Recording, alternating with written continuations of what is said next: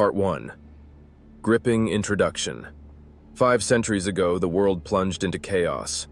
From the depths of ancient Tartary, the greatest bastion of humanity, a war erupted that no one could have foreseen.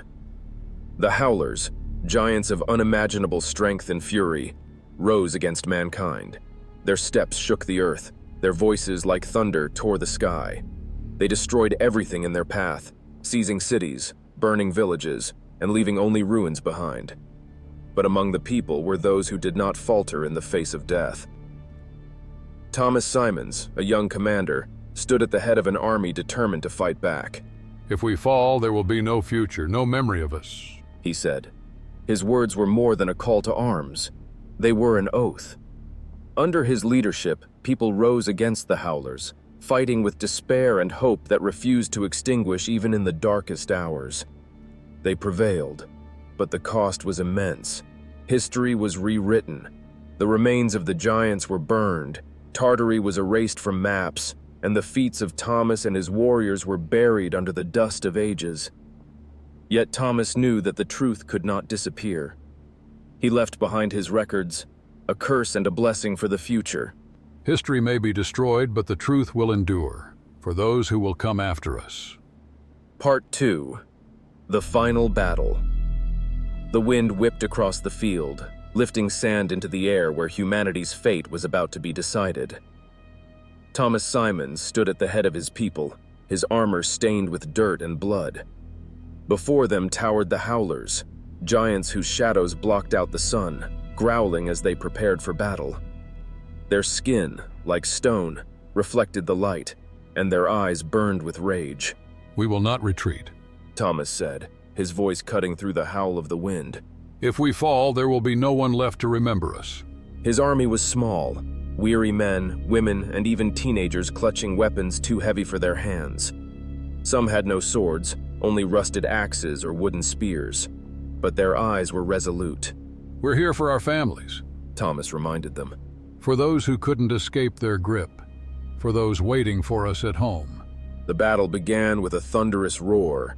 The Howlers charged forward, swinging their massive clubs as though playing with trees. One blow toppled the front lines, scattering people like ragdolls. Thomas shouted, rallying his soldiers. "Don't give up, aim for the legs, take out their balance." It was the only strategy that could work.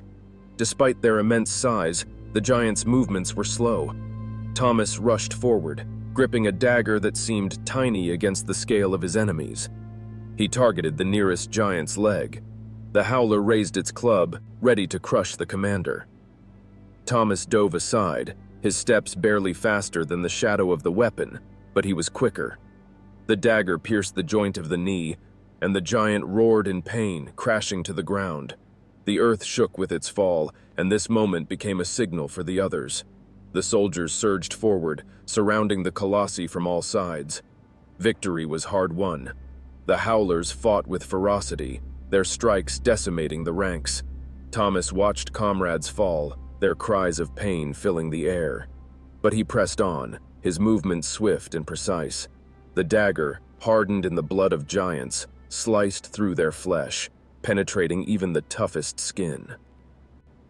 By sunset, the battlefield was littered with bodies. Among the dead lay both humans and giants. Thomas stood, his breathing heavy, his face smeared with blood and dirt. He watched as the last of the Howlers, wounded, tried to rise but collapsed. It was over. They had won. But the victory brought no joy. Thomas scanned the battlefield. He had lost many friends, many of those he had sworn to protect. He knew their deeds would live on in the hearts of the survivors, but he couldn't foresee what mark this victory would leave on history. Thomas decided to keep some of the Howlers' remains and possessions as trophies, a reminder of what humanity had endured. The giants' bones, their weapons, their everyday objects, all of it felt too important to let vanish without a trace. "We'll keep this for our children," he told his comrades. Years passed. Thomas passed down the trophies to his son, explaining their significance. But over time, he began noticing strange changes. More and more, people avoided speaking of the Howlers. Stories of the battle against the giants grew rare and faded into legend. By the time Thomas's son was grown, it was clear. History was being rewritten. Thomas's son, now a grown man, saw the authorities begin buying up the remains of the Howlers, hiding any evidence of their existence. "Why are they doing this?" he asked his father. Thomas had no answer, but his instincts told him the truth was in danger. 30 years after the war, the Simons family understood the scale of what was happening. Memories of Tartary, the war, and the Howlers were gradually being erased. Their tales turned into myths, documents vanished, and the authorities destroyed anything that could confirm the giants' existence. This was a signal to Thomas's descendants. The trophies needed not only to be preserved but hidden from the world. They began concealing the artifacts.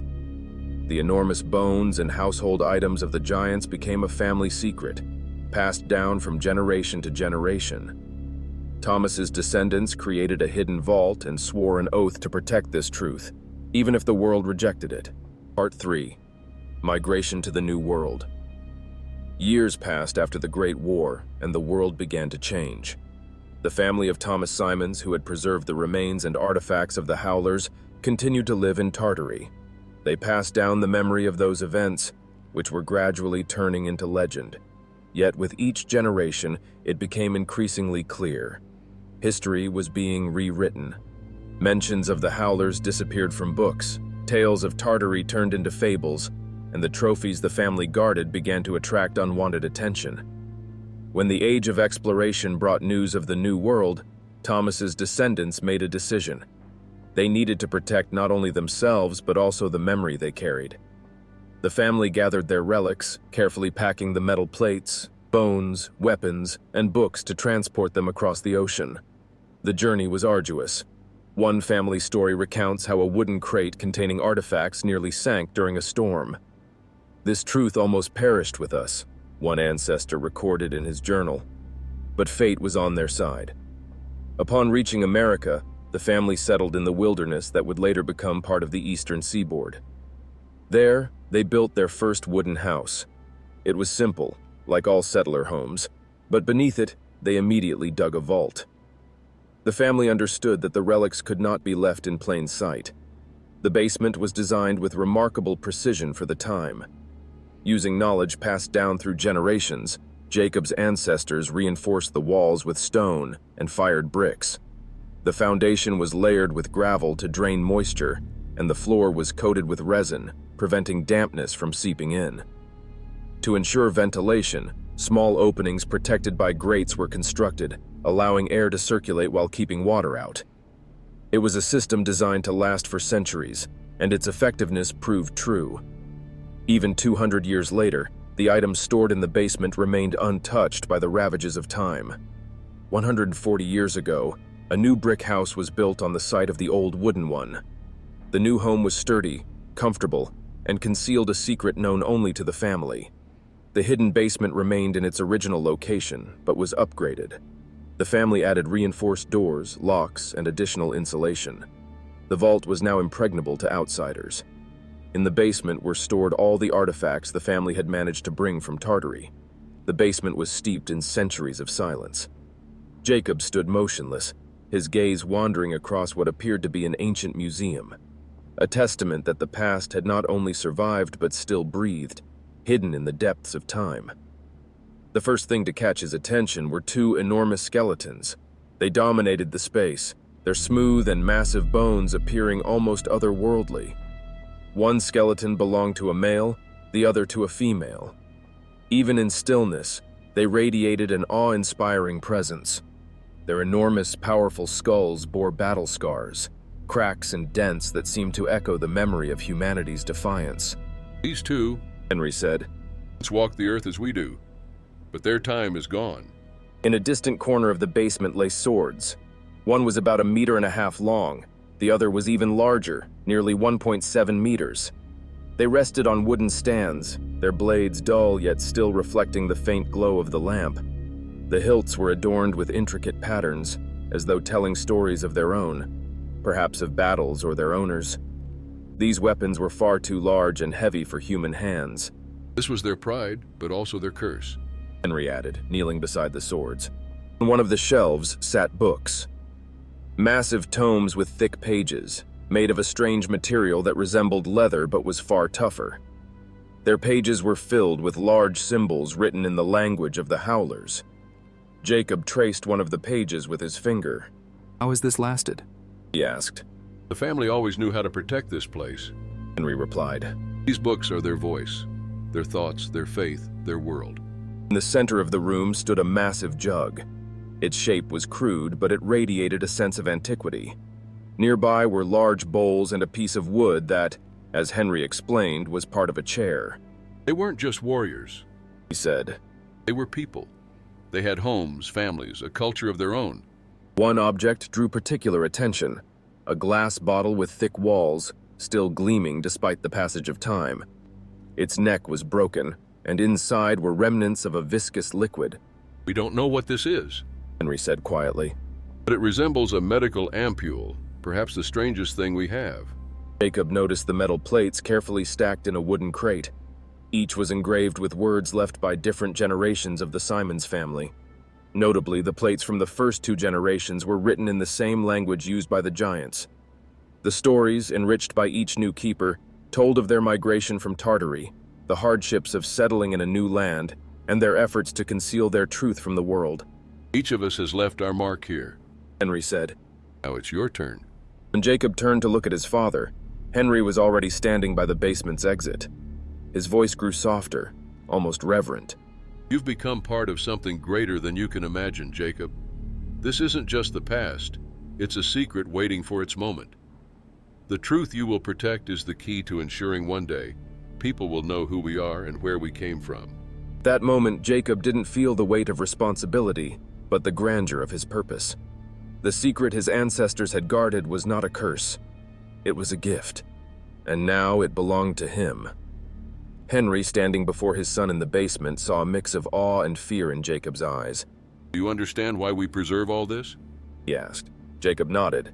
We're not just keeping history. We're defending it from those who would destroy it. He replied. Part 4. The Story of the Howlers. In the soft light of the basement lamp, Henry began telling Jacob the story the family had guarded for centuries. His voice was quiet but carried a weight, as though each word brought a long-gone era back to life. The Howlers, Jacob. These giants weren't myths, as the world now believes. They walked this earth, just like you and me. But their steps shook the ground, and their voices tore through the sky. Henry approached a skeleton in the corner, running his hand over the ribs that seemed as vast as the arches of a bridge. They were like us, yet so different that their very existence was a threat. They were like us, yet so different that their very existence was a threat. Jacob listened, trying to comprehend. What did the Howlers do? Why did they become enemies of humans? Henry sighed and sat on an old chair. Not all Howlers were evil. Among them were those who sought peace, who tried to live alongside humans. But they were the minority. The majority were brutal, their rage boundless. They didn't just wage war. They destroyed, consumed, and eradicated everything we built. Their strength was enough to tear down walls that protected our cities, and their skin was so tough it could repel, though not all, but many sword strikes. He gestured toward a massive sword leaning against the wall. But humans didn't give up. We learned how to fight them.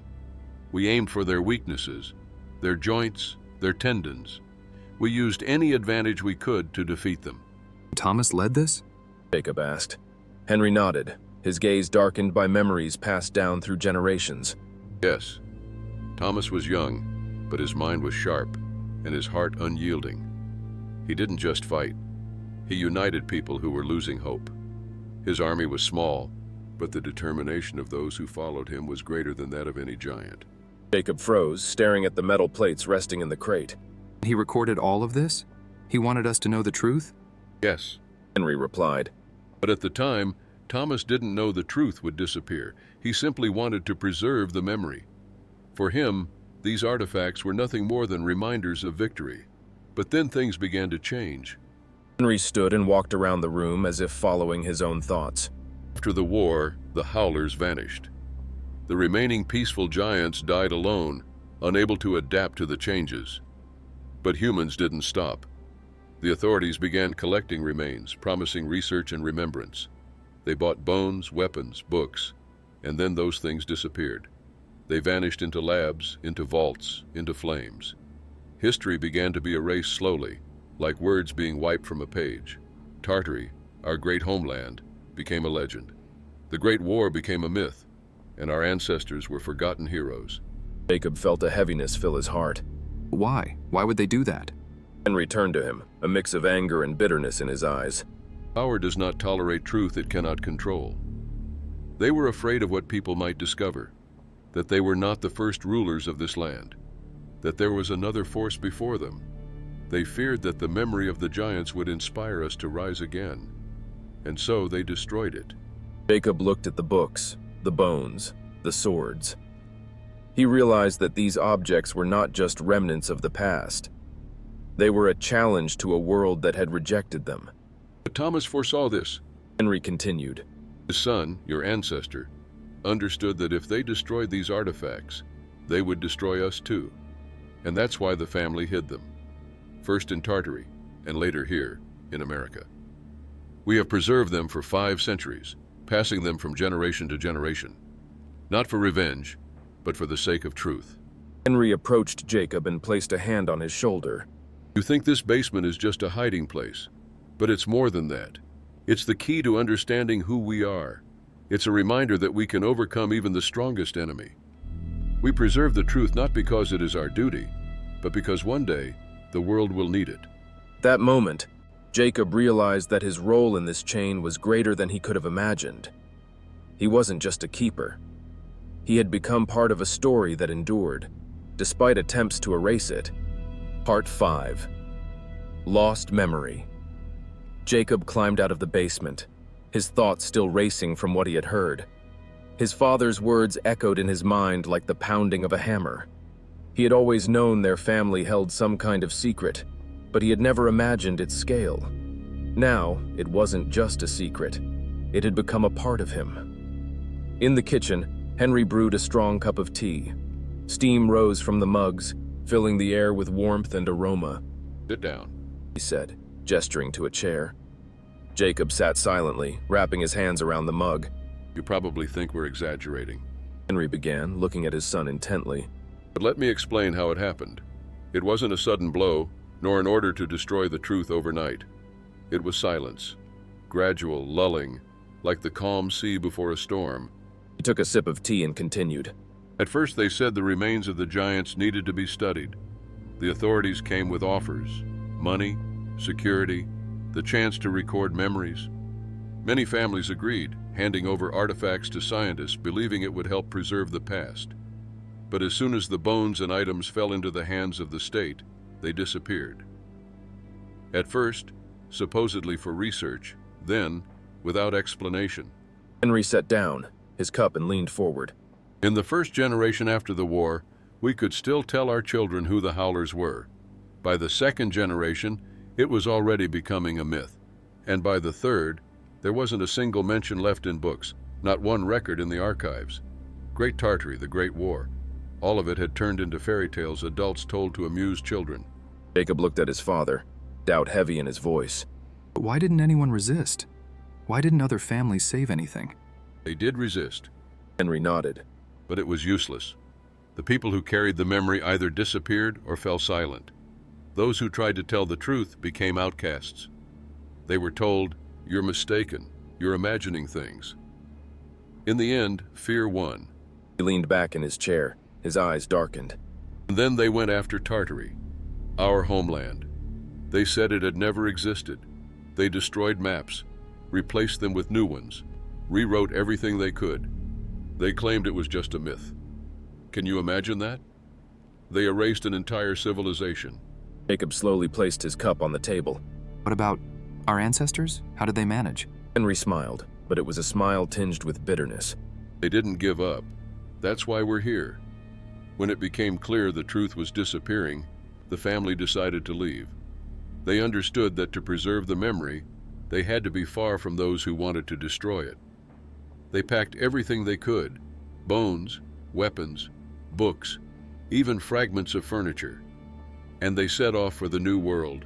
He stood up, pacing the room, his steps steady but heavy. They built a house in America, wooden, simple, but with a sturdy basement. They knew it would be a vault. And later, as the world changed, the house became stronger. We built this brick house to protect not only the family, but also the memory. Why? Jacob blurted out. Why keep all this? If no one remembers, what's the point? Henry froze, his gaze sharp as a knife. The point is that memory is what makes us who we are. If we forget what we've been through, if we turn away from the truth, we cease to be ourselves.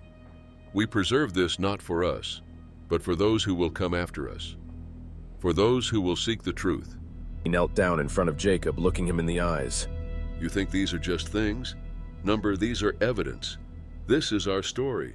This is the truth that one day the world will know, and you will become part of that truth. Jacob nodded, though a storm still brewed in his heart. He felt the weight of this responsibility was greater than he could have imagined. But deep inside, a sense of something larger began to grow. This wasn't just a duty, it was a mission. Part 6. Legacy in the Shadows. Jacob stood in the darkness of the basement, surrounded by artifacts that now belonged to him.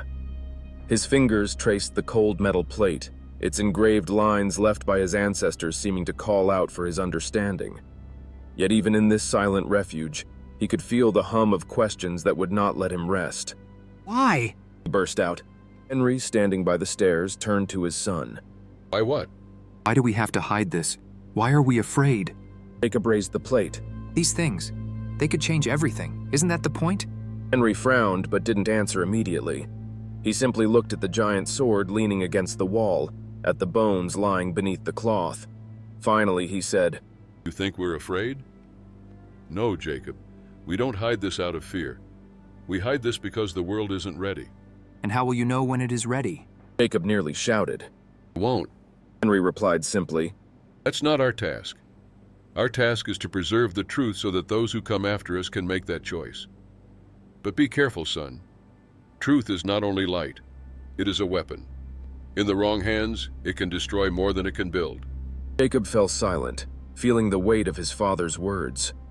His gaze dropped to the massive skull, its shadow stretching across the floor. But someone already knows, don't they? He finally said. Henry nodded slowly. Do you think they destroyed everything for no reason? Do you think those who bought the remains in the books did it for science? No. Somewhere out there, Jacob, there are those who know, and they're waiting. For what? Henry began ascending the stairs, his figure blending into the shadows. Before disappearing, he threw a final remark over his shoulder. They're waiting for us to make a mistake. Jacob was left alone. The light of the lamp played across the surfaces of the relics, as if inviting him to unravel their mysteries. He ran his finger along the plate, tracing the last inscription left by Thomas. One day the truth will find its voice. And in that moment, Jacob realized he didn't know whether he wanted the world to hear that voice.